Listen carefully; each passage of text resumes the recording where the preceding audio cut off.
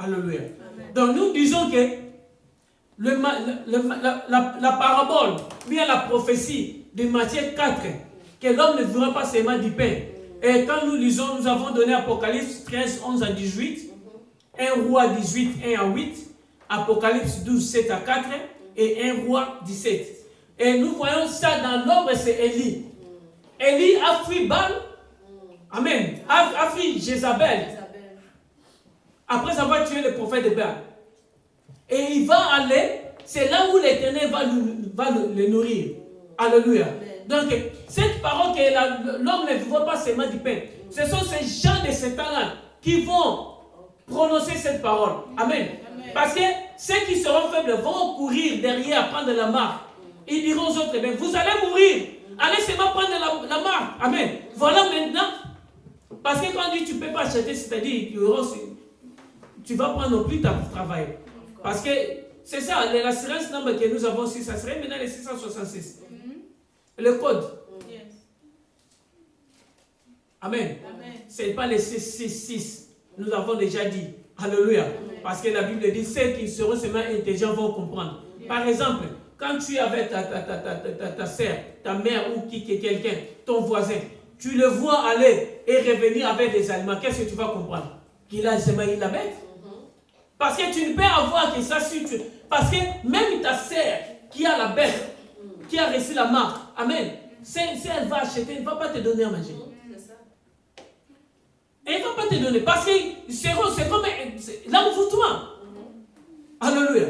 Alors, quand ils vous diront que vous allez mourir, ces gens-là leur diront, l'homme ne vivra pas seulement du pain, mais de toutes parts qui sont de la bouche de l'Éternel. C'est alors l'Éternel s'occupera d'eux. Alléluia. L'Éternel s'occupera de leur manger. Mais il faut rentrer encore dans l'ombre pour comprendre les enfants d'Israël dans le désert. Alléluia.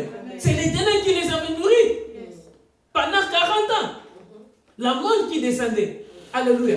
Là, ce n'est que ombre. La réalité, c'est dans cette période de la tribulation. Alléluia. Alors, ceux qui s'accrocheront à l'Éternel, lui-même s'occupera d'eux. Ils n'auront pas besoin de la bête. Alléluia. Donc, vous comprenez que quand on parle, alléluia, nous touchons encore une autre prophétie. Jean 11, 17 à 26.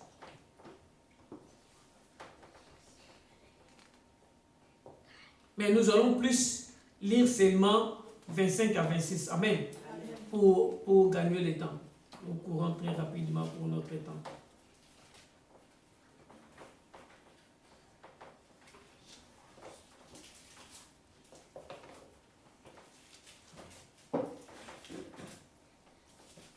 Jean 11, 25 à 26. Mais nous allons lire à la maison, on peut lire 17 à 26 pour la meilleure compréhension.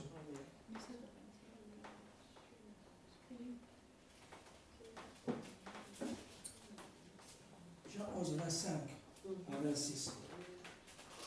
Jésus lui dit, je suis la résurrection et la vie. Celui qui croit en moi vivra, quand même il serait mort. Verset 26. Et quiconque vit et croit en moi ne mourra jamais. Alléluia. Voici cela. Ça, c'est la conversation. Ici, on parle de la mort de Lazare. Quand le Seigneur est venu vers Marthe et Marie, conversant avec ses sœurs. Amen.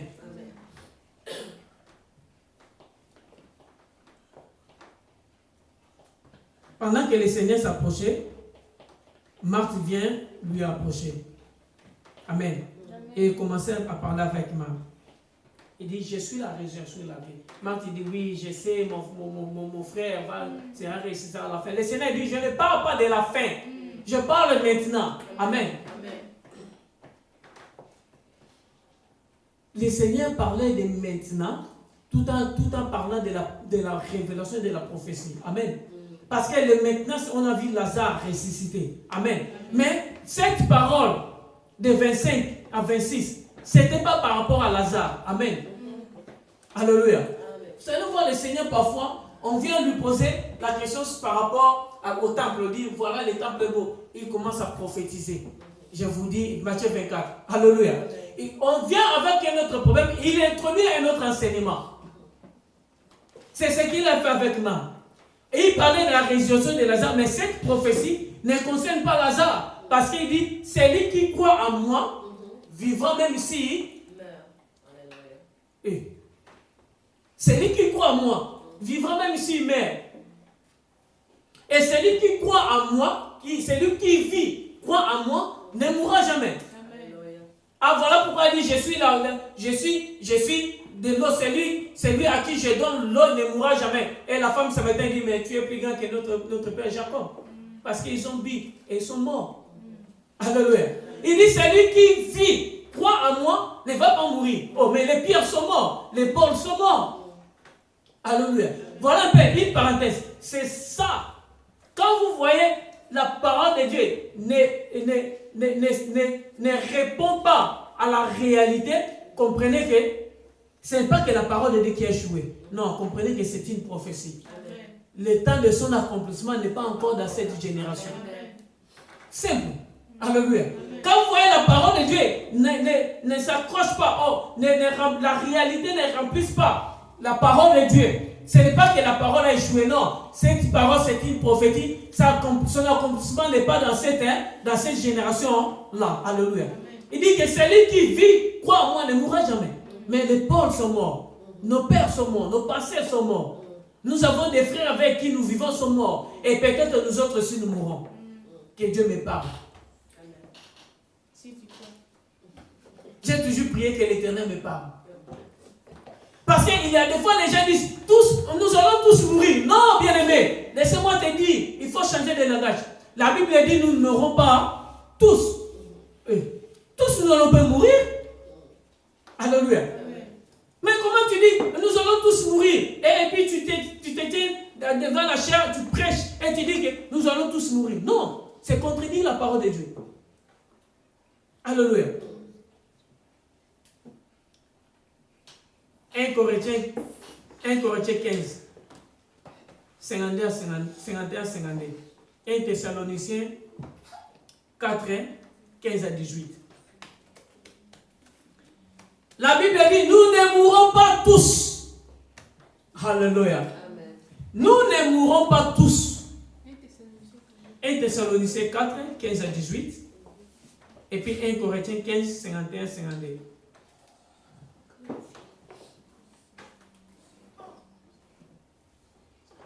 La Bible dit, nous ne mourrons pas tous.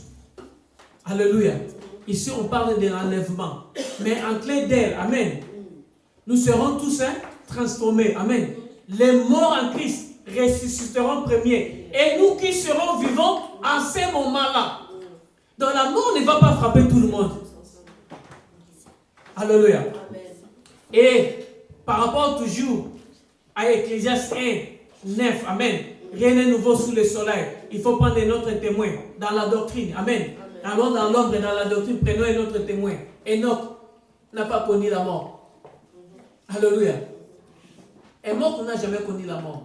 Le prophète Élie n'avait jamais connu la mort. Amen. La Bible dit qu'il était enlevé des vivants. Ils ne sont jamais descendus dans le séjour des morts. Alléluia. Donc, cette image, c'est pour nous dire que nous aussi, ce n'est pas que tous nous allons mourir. Mais la Bible dit, au son de la trompette, les morts, nous, les vivants, ne dévancerons pas les morts. Les morts ressusciteront, les morts en Christ ressusciteront premièrement. Et nous qui serons vivants à ce moment-là, nous serons changés, transformés et nous serons montés pour rencontrer le Seigneur dans les airs. Donc il ne faut jamais dire que nous allons tous mourir. La mort, comme on dit, le commun des humains. Non. Alléluia. Non. Voilà, quand le Seigneur maintenant parlait à Marthe, il dit que c'est lui qui vit. Crois en moi, ne mourra pas. C'est pendant l'enlèvement que cette parole doit avoir son accomplissement. Il faut dire, mais Paul est mort. Mais oui, Paul est mort. Parce que cette parole, c'est une prophétie qui ne concerne pas la génération de Paul. Même nous autres aussi, peut-être, si l'enlèvement arrive dans les 100 ans, peut-être, cette parole ne va pas non plus nous concerner. Amen. Donc, ceux qui seront vivants au son de la trompette de l'enlèvement, alléluia, ceux-là, l'enlèvement va les trouver vivants. Ils ne vont pas connaître la mort. Ils seront automatiquement transformés comme Élie, comme Enoch, et enlevés. Voilà l'accomplissement de cette parole. Et il dit encore, et celui qui vit, croit en moi, ne mourra jamais. Et celui qui croit en moi, il va continuer à vivre, même s'il meurt. Ah. Alléluia. Il dit, celui qui croit en moi, s'il meurt, il va continuer à vivre. Ah, nous comprenons que les pauvres ne sont pas morts. Amen. Ils ont seulement quitté cette vie, ce monde. Ils ne sont pas morts. Amen. Oh, les pierres ne sont pas morts. Est-ce que vous comprenez? C'est-à-dire que les chrétiens ne sont pas morts. Ah, les seigneurs prophétisaient. Ah, les mystères de ces jours des morts. Nous en avons déjà parlé. Dans les seigneurs, ils voyaient déjà qu'il va détruire les séjours des morts. Amen. Amen. Matthieu 27, 50 à 53. La Bible dit à la résurrection du Seigneur Jésus-Christ. Amen.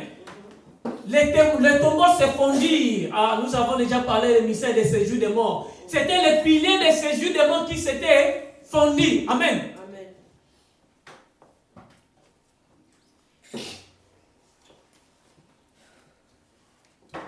Les portes s'ouvrirent. Ah, Pierre en prison. Paul et Silas en prison. Amen. Pendant qu'ils louaient, les portes elles-mêmes s'ouvrirent. Alléluia. Les piliers se fondirent. C'est ça le mystère de ces jours des morts. Alléluia. Donc le Seigneur déjà quand il disait que c'est lui qui croit en moi, il va continuer à vivre même s'il est mort. Amen. Alléluia. Il parlait seulement que après la mort, amen. Après la mort des chrétiens, les chrétiens ne descendent plus dans les séjours des morts. Parce que les séjours des morts, c'est pour les morts. Amen. Alors, si quelqu'un qui meurt, qui quitte cette vie et continue à vivre, hein, il ne descend pas dans les séjours des morts. Et nous avons dit, il a dit que je tiens Apocalypse, je tiens la clé des morts et des séjours des morts. Alléluia. Et nous avons prouvé que les séjours des morts, dans Matthieu 5 et Matthieu 27, 50, il nous dit que les saints qui étaient morts ressuscitèrent. Alléluia. Dans les séjours des morts, quand on parle des séjours des morts, nous savons que nous aurons le temps d'en parler si quand Dieu nous le permettra. Parce qu'il y a toute une confusion entre les séjours des morts, hein, les lieux de repos, les lieux de tourment, l'abîme, le paradis, l'enfer, alléluia, les royaumes des cieux. Il y a toute une confusion là. Et surtout ceux qui reçoivent des révélations qui nous viennent nous parler, j'étais dans le royaume des cieux, ils ne savent pas s'il était dans le royaume des cieux ou dans le paradis, parce que c'est deux lieux différents. Alléluia. Deux lieux différents. Oh. Voilà. Je vous donne un exemple pour comprendre. Élie n'a pas connu la mort. Donc c'est pour dire que Élie et Enoch n'étaient pas descendus, ne sont jamais descendus dans les séjours des morts. Où sont-ils? Amen. Parce qu'ils ne sont pas dans le trône de Dieu. Ils ne sont pas dans le royaume de cieux. Amen. Pourquoi? Parce que quand le Seigneur est venu, Jean 3 avec Nicodème, sa conversation avec Nicodème, il a dit, ni ne montez au ciel, ni ne montez au Père, si ce n'est que les fils qui descendent du Père. Donc nous comprenons que Enoch et Élie ne sont jamais montrés devant le trône de Dieu. Où sont-ils? Pas dans les séjours des morts, pas dans la mémoire, encore dans la vie d'enfer. Nous comprenons qu'ils sont dans le paradis. C'est là où les lieux des vivants. Alléluia. Ceux qui sont au paradis ne sont pas morts. C'est le lieu des vivants. Ah, donc nous comprenons que quand un chrétien meurt, il ne descend plus dans les séjours des morts parce que le séjour des morts est déjà fermé. Il va directement dans le paradis. Amen. Moïse aussi au paradis. Alléluia. Oui, Moïse, paradis après la résurrection parce que Moïse était mort. Il était descendu dans les séjours des morts. Oui, Moïse était mort. Oui. C'est Enoch et Élie qui n'ont jamais connu la mort. Amen. Tous, depuis Adam jusqu'au voleur sur la croix. Alléluia. C'est pourquoi le Seigneur a dit, je te l'ai dit, aujourd'hui tu seras avec moi où? Au paradis. Pas dans le royaume de mon Père. Amen. Il dit au paradis. Amen. Alléluia. Amen. Parce qu'il va nous promettre que je vais aller auprès de mon Père, vous préparer des places et venir vous prendre. Alléluia. Amen. Donc, le paradis maintenant, c'est le lieu des vivants. C'est pourquoi tous ceux qui étaient ressuscités, amen, dans Matthieu 25, parce que Matthieu 25, c'est une révélation que Matthieu a vue. Se trouve dans le paradis. Tous les chrétiens qui meurent, ils ne descendent plus dans le séjour des morts. Ils vont directement au paradis. Voilà pourquoi il a dit que celui qui croit en moi, il va continuer à vivre même ici, mais c'est-à-dire que même ici, il quitte ce corps, il quitte ce monde, amen. Il va continuer toujours à vivre parce que le séjour des morts, ce n'est pas le lieu des vivants. Alléluia. Psaume 6. Psaume 115, 17. Psaume 38, 18. Alléluia. Nous allons lire seulement 1. La Bible dit dans le séjour des morts, c'est un lieu de silence. Amen. Il y a un silence total. Nous allons montrer ça. Un silence total dans le séjour des morts. Les gens ne parlent pas. Un silence total. Comment ils vont parler et qui souffrent là-bas tous ces soirs avec tous les tourments? Le séjour des morts, c'est un lieu. Ceux qui sont dans les lieux de tourments, bien sûr. L'histoire, la parabole d'Abraham, Lazare et l'homme riche, il faut savoir que c'est une parabole parce que quelqu'un va dire, mais Abraham me parlait. Non, c'est une parabole. C'était un enseignement que le Seigneur voulait nous montrer, nous parler de ce qui se passe dans le lieu là-bas. Amen. Nous l'avons déjà abordé dans le ministère des séjours des morts. Amen. Psaume 6. Je vais seulement lire un passage et puis nous allons méditer l'autre psaume 115, 17 et 38, 18. Je lis au nom du Seigneur. Amen. Car c'est lui qui meurt n'a plus ton souvenir, qui te louera dans les séjours des morts. Alléluia. La Bible dit qui va te louer dans les séjours des morts. Parce que pourquoi? Parce que c'est un silence total, silence absolu. Puis dans le psaume 115, 17, 38, 18, on nous le dit. Maintenant, voilà ce que l'apôtre Paul nous dit par rapport au paradis. 2 Corinthiens 12, 1 à 14. 12, 1 à 4, sorry. 2 Corinthiens 12, 1 à 4. Voilà ce que l'apôtre Paul dit par rapport au paradis. Là, Psaume nous dit, le séjour des morts, c'est un lieu, un silence total. Maintenant, l'apôtre Paul nous dit, dans 2 Corinthiens, si un bien aimé a trouvé le livre, pendant que moi je le cherche, mes feuilles sont très collées parce que c'est un nouveau livre.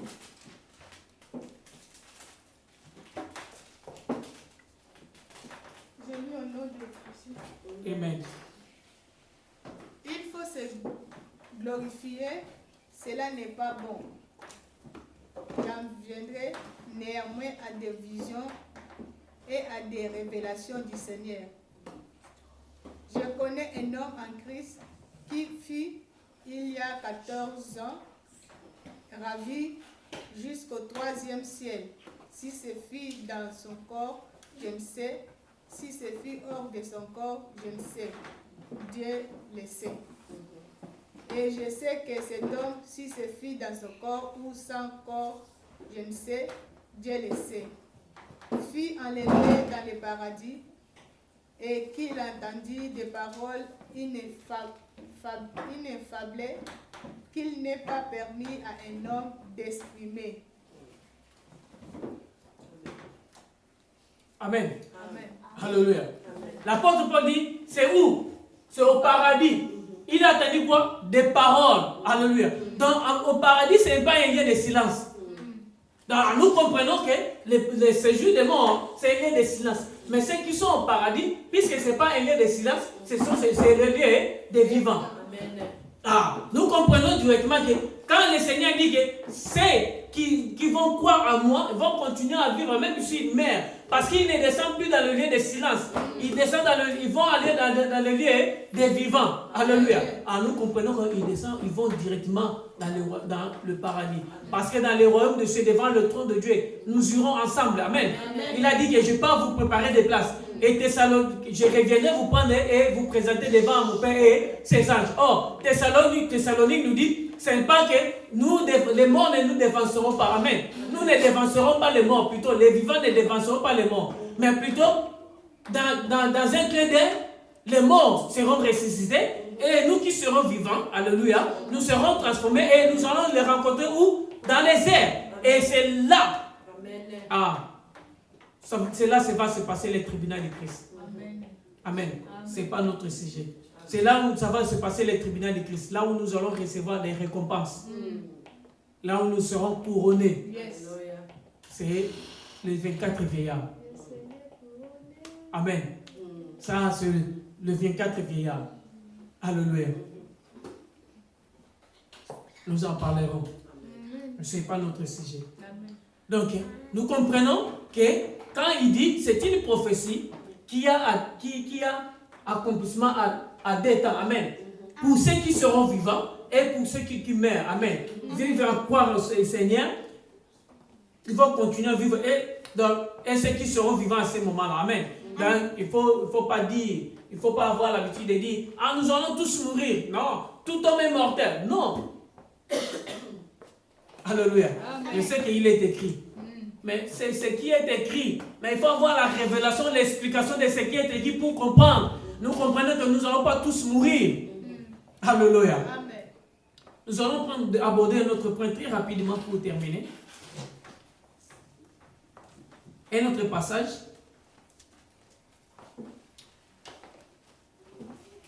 Nous comprenons qu'il faut faire attention dans ce qui est écrit. Amen. Il ne faut pas s'aborder dans ce qui est écrit. On risque d'être déçu par rapport à la réalité. Mais plutôt entrer dans la révélation. Entrer dans le sanctuaire de Dieu. Amen. Pour recevoir l'explication. Que l'Esprit t'éclaire. Que l'Esprit te donne l'explication. Exode 20:12. Un bien-aimé peut nous préparer Deutéronome 5:16. Pour gagner du temps, et notre bien-aimé va nous préparer Éphésiens 6:1-3. Exode 20:12.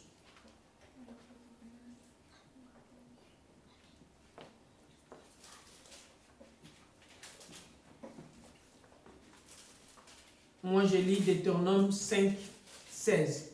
Je lis au nom du Seigneur. Amen.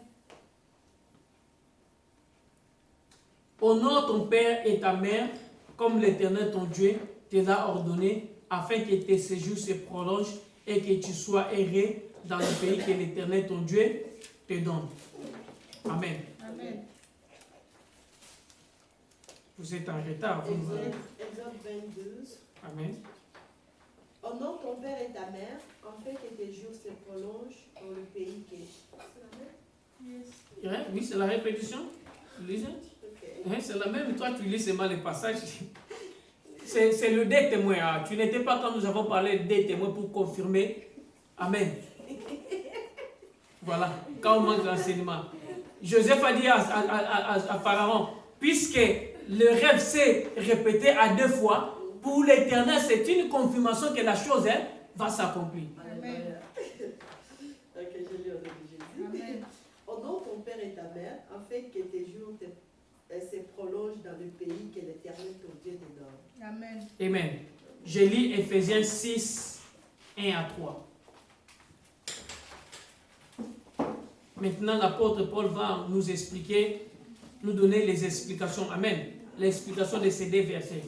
Éphésiens 6, je lis à partir du verset 1. Enfin, obéissez à vos parents selon le Seigneur, car c'est là eux juste. Honore ton père et ta mère. C'est le premier commandement avec une promesse. Afin que tu sois erré et que tu vives longtemps sur la terre. Alléluia. Voilà un peu. Nous avons dit, quand vous voyez la parole de Dieu ne s'accroche, la réalité ne répond pas à la parole de Dieu, comprenez qu'il ne faut pas vous soucier. Amen. Comprenez que c'est une prophétie qui ne concerne pas la génération là. Voyez un peu. Combien d'enfants qui n'obéissent pas à leurs parents et ne vivent pas longtemps? Combien? Alléluia. Combien de jeunes qui meurent, des innocents qui meurent partout. Amen. Quand vous comparez, nous voyons même dans des documentaires, partout, quand vous comparez des vies, amen, et ceux qui vivent dans des différents pays nous donnent des témoignages. tels que ceux qui vivent dans l'Occident. Amen. Les enfants n'obéissent pas. Les parents ont échappé au contrôle de leurs enfants. Amen. Les enfants ne grandissent plus sous l'autorité de leurs parents. L'autorité totale telle qu'il se doit. À part comparer par rapport à l'Afrique. Comparer par rapport peut-être dans d'autres pays tels que de l'Asie ou de l'Amérique du Sud. Amen. Amen. Mais vous allez remarquer que la longévité, alléluia, c'est plus à l'Occident que dans ces pays-là.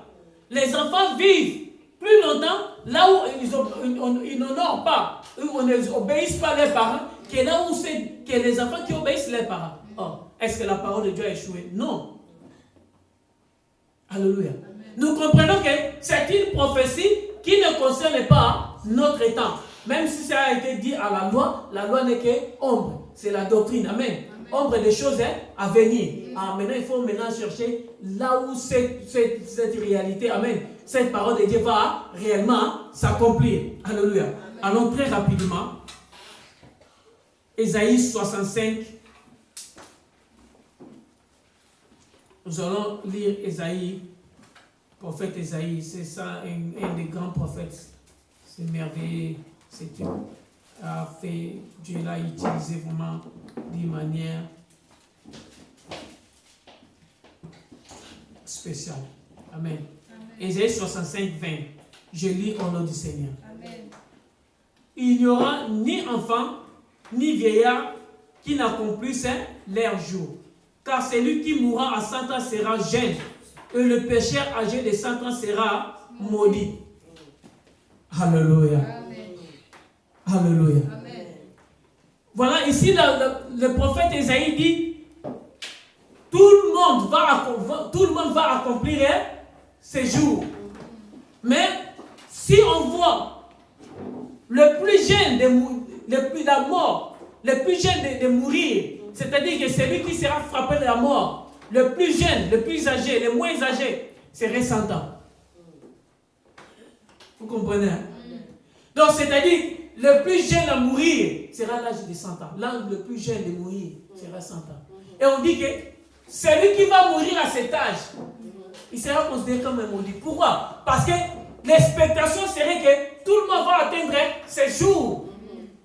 Donc quand tu vois, tu meurs trop tôt, on dit, ah, il est maudit. Pourquoi il est maudit? Parce qu'il n'a pas honoré ses parents. Alléluia. Nous allons encore rentrer dans la loi, dans l'ombre pour comprendre ça. La Bible dit, enfant indocile. Alléluia. Enfant indocile. La Bible dit que quand tu es un enfant indocile, un enfant qui ne t'honore pas, qui ne te respecte pas, amen, tu vas prendre cet enfant, la porter à la porte et l'exposer aux anciens, amen. Et maintenant, pour vous dire que cet enfant ne nous obéit pas, qu'est-ce qu'on va faire? On va l'appeler, il va mourir trop jeune. Alléluia. Vous savez que le Seigneur Jésus est mort trop jeune. Je vais un peu scandaliser quelqu'un. Le Seigneur Jésus est mort trop jeune. Alléluia. Amen. Quand on dit honorer, respecter, c'est-à-dire que les ordres des parents. Amen. La loi des parents, quand les parents disent qu'à la maison tu vas rentrer à 18h, tu ne rentres pas. Amen. Ce n'est pas par rapport à la loi divine, mais le parent. La sœur est en train de rire. Tu cherches où le Seigneur Jésus a désobéi à ses parents. Là où quand il est parti au temple.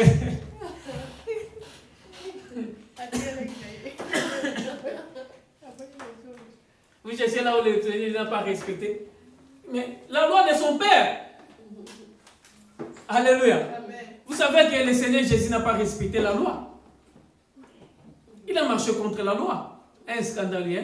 Mais oui, il n'a pas respecté la loi. Mais pourquoi les Juifs l'ont tué? Oh. Mais il faut lire pourquoi il a été tué. Les Juifs ont dit, nous te lapidons, non parce que tu guéris les malades, non, parce que tu te fais égal à Dieu. La première chose. Et pourquoi? Parce que tu n'honores pas les sabbats. Mais il a guéri quelqu'un au jour de sabbat. Ils ont dit, mais c'est un scandale. Il n'a pas respecté la loi. Nous en parlerons plus tard. Amen. Nous allons aller dans le profondeur pour comprendre. Parce que sans avoir, amen, parce que si le Seigneur Jésus aurait marché par rapport à la loi, alors, à quoi serait sa mort? Les Juifs ne l'auraient pas tué.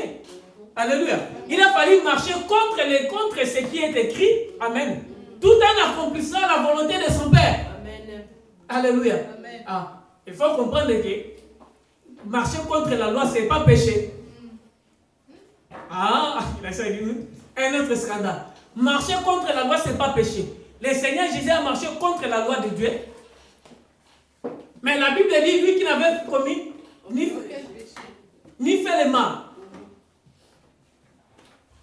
Le bouc d'Azazel.